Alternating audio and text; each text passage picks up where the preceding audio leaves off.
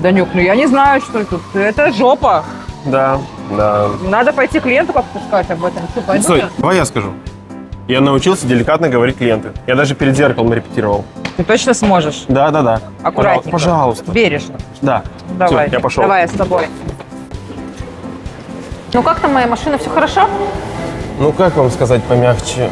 Если бы она была лошадью, я бы посоветовал вам ее пристрелить. Ну чё, как я? Чё? Нормально же сказал.